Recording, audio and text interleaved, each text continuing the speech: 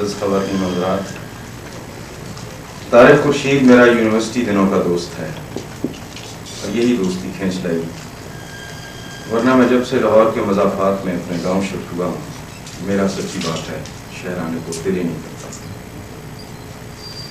لیکن طارق سے میرا تعلق ویسا ہی ہے جیسا طارق کا اس کے نظریات سے ہے۔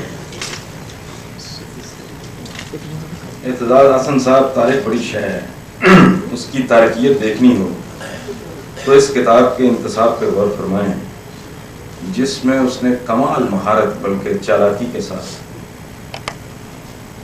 3 نسلوں یعنی اپنے والد، بیوی اور بیٹے کو فارغ کر دیا۔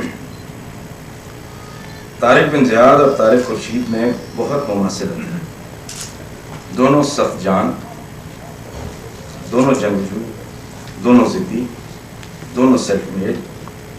طارق بن زیاد کی قیادت نے بھی اس کی بے قدری کی اور ہمارے طارق کی محترمہ بے نظیر بھٹو نے بھی اس کی قدر نہ جانی۔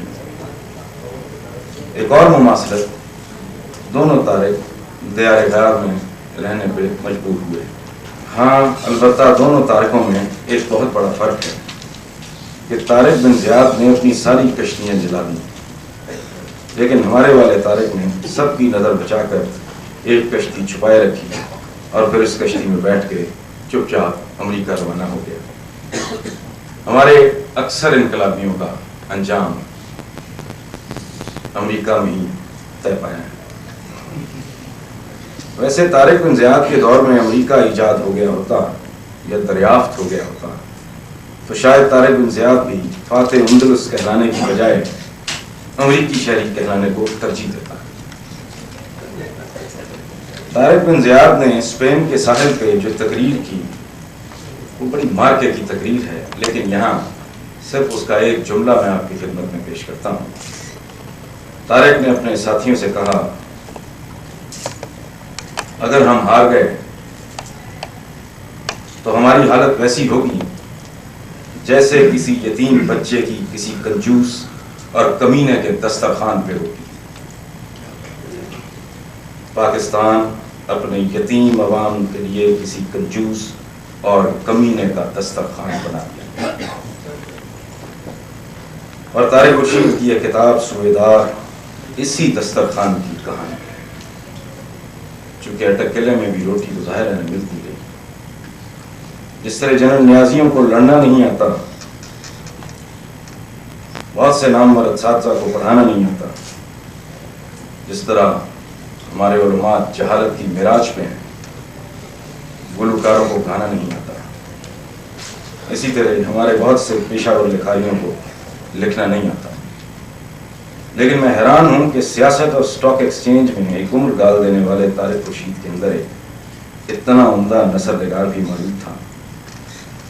مجھے خوف ہے کہ اگلے پھیرے پر طارق کوئی شعری مجموعہ اٹھائے، اچانک میرے گھر آ کر یہ نہ کہتے کہ یہ ہے میرا دیوان، فلاں تاریخ کو اس کتاب کی تقریب رونمائی ہے۔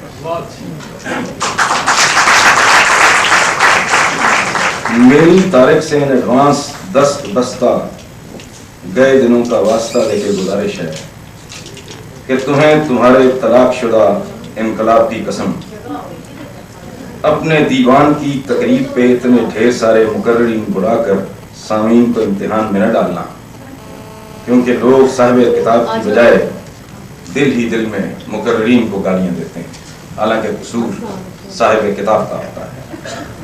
میں نے عرض کیا تھا کہ یہ کتاب کسی کنجوس کمینے کے دسترخوان پہ کسی یتیم کی حالت کا بیان ہے، باقی تبصرہ باقی بزرگ کریں۔ میں منیر نیازی کے اس شعر کے ساتھ رخصت چاہتا ہوں۔ منیر اس ملک پر راسب کا سایہ ہے یا کیا ہے کہ ہر تختے استر ہے اور سفر آہستہ آہستہ، حالانکہ آہستہ والی بات بھی تہمت ہے، کیونکہ عملاً پاکستان آج بھی فیلڈ مارشل جنرل محمد ایوب خان کے دور میں پھنسا ہوا ہے، اور اس نظریاتی مملکت کا سب سے بڑا نظریہ صرف نظریہ ضرور